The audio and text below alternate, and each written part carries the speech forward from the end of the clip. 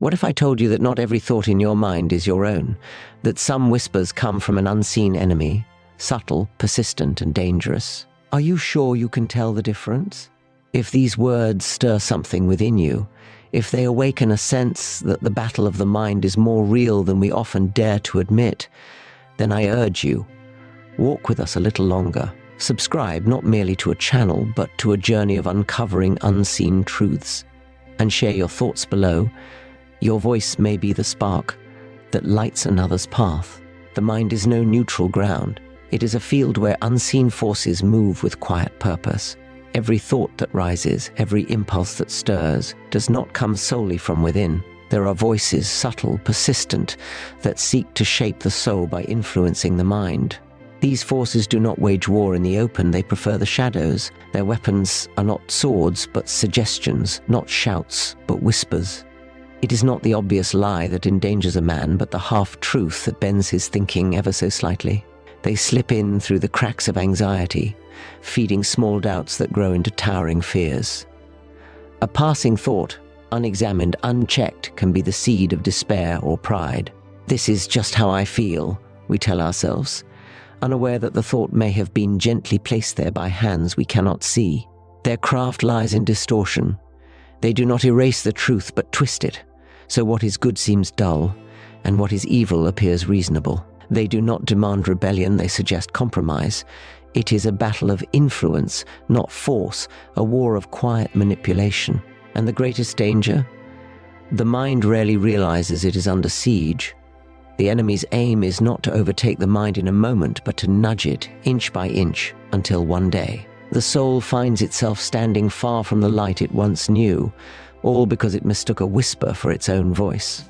There is rarely a roar at the door of the mind, no sudden crash to announce the presence of the enemy. Instead, there is a whisper, soft enough to blend with your own thoughts, subtle enough to feel like your own voice. It does not demand, it suggests. It does not accuse, it questions. Is this really so wrong? Wouldn't it be easier if it speaks in your tone, using your memories, shaping its lies to fit the contours of your desires? The danger lies in its familiarity. You do not notice the whisper because it borrows your language. It echoes your own frustrations, magnifies your silent fears, and stokes the embers of your hidden resentments. It never says, hate that person, but rather, haven't they wronged you? It does not declare, abandon your faith, but it softly muses, has God truly spoken? This is the art of deception, not a storm, but a steady mist that clouds the mind. The whispered lie rarely shouts for rebellion. It suggests a small compromise, a slight loosening of conviction, just one bitter thought, just one secret indulgence, just one step away from the path and then another. And because it wears the mask of your own inner voice, you do not question it. The whisper feels safe, reasonable, even comforting. But behind it lies a hand gently pushing, ever so slightly, until what seemed like your own thought has led you far from the truth you once knew. The most effective falsehood is never a bold-faced lie, it is a half-truth. A lie too obvious is quickly rejected, but a truth twisted just enough to lean off-center slips easily into the mind. The enemy does not seek to uproot truth, he seeks to bend it, to stain it with just enough falsehood that it still appears familiar, still sounds reasonable. He will not say, there is no God, but rather, surely God would not mind this small indulgence.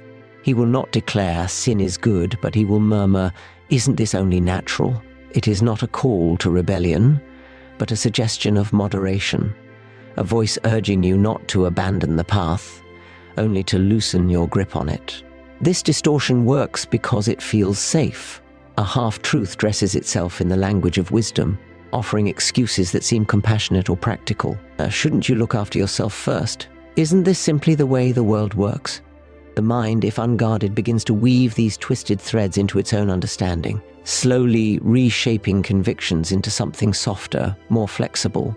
And so the soul is not dragged into darkness, but gently led astray step by step. Each compromise seems small, each concession reasonable, until one day the heart finds itself distant from the truth it once clung to and cannot quite recall the moment it began to wander. The art of deception lies not in overthrowing the truth, but in blurring its edges so that light and shadow become almost indistinguishable. If you felt the quiet tug of doubt or the subtle weight of fear, know this: you are not alone. Let this be a place where we wrestle with these realities together.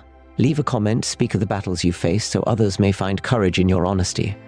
And if this is a battle you wish to keep fighting, subscribe. There is more to uncover. Fear rarely arrives as a sudden storm. It creeps in like a shadow at dusk, slowly, silently, until it has darkened the whole sky. The enemy does not shout threats. He plants questions, small, quiet questions that take root in the soil of the mind. What if you fail? What if no one cares? What if God is silent? These whispers do not break the door down. They slip through the cracks, unnoticed at first, until they grow into a tangled forest of doubt. Doubt is their weapon, but it is never wielded with a heavy hand. It is not a command to stop believing, but a soft suggestion: are you sure?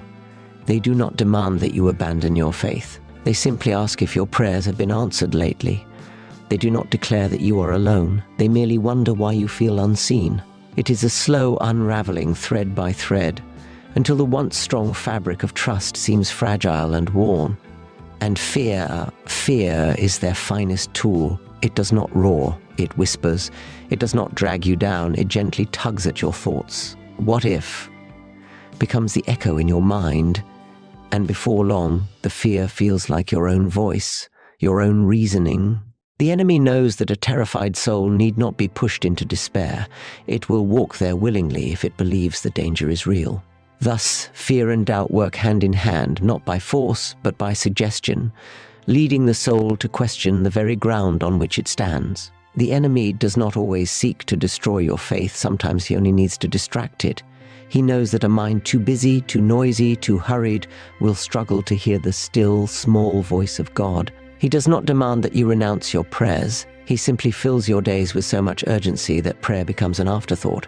He does not need you to hate what is holy. He only needs you to feel too preoccupied to seek it. It is a subtle art, this distraction, not a single great calamity, but 1,000 small interruptions. The endless scroll of news, the constant hum of entertainment, the unchecked flood of worries about tomorrow, all harmless enough in themselves, yet together they form a wall of noise. And within this wall, silence, the very place where God speaks, is drowned out. The danger is that the mind does not notice. It feels productive, connected, informed. The soul is not aware it is growing cold because the enemy does not remove the fire. He merely turns your gaze elsewhere. Time with God is not forbidden. It is postponed. Moments of stillness are not attacked. They are crowded out. The voice of God, once clear and close, becomes a distant echo. Not because he has moved, but because the mind has wandered. The enemy's goal is not to make you curse the light, but to keep you too distracted to notice you are standing in the dark. The enemy's most effective work is not sudden. It is slow, deliberate, and almost imperceptible. He does not knock down the door of the soul. He loosens the hinges, one quiet twist at a time. There is no great announcement of rebellion, only a series of small, reasonable compromises. A prayer delayed, a conviction softened, a sin excused as not so serious. It is not the violent assault, but the gentle erosion that causes the greatest damage. A man does not wake one morning and declare he has abandoned his faith. No, it begins with a subtle shift in priorities. Time with God becomes less urgent. The voice of conscience grows faint. What once troubled the heart now merely isn't ideal, and what was once a firm line is slowly redrawn further and further away. The enemy knows that a sudden fall would startle the soul into repentance, but a gradual descent, that is his craft. A single step off the path does not alarm the traveler, especially if the step seems harmless. But take one step, then another, and soon the path is out of. The enemy works in whispers, but truth must be spoken. So then, let us not mistake silence for safety or subtlety for innocence. The battle for the mind is not waged with clashing swords, but with quiet suggestions, with shadows that slip between thoughts. Yet there is hope, not in our own strength, but in the light that exposes every whisper, every lie, every lurking shadow. For though the enemy moves unseen, he cannot withstand the truth once it is brought into the open. Therefore, guard your mind as you would a treasure. Weigh every thought against the unchanging word.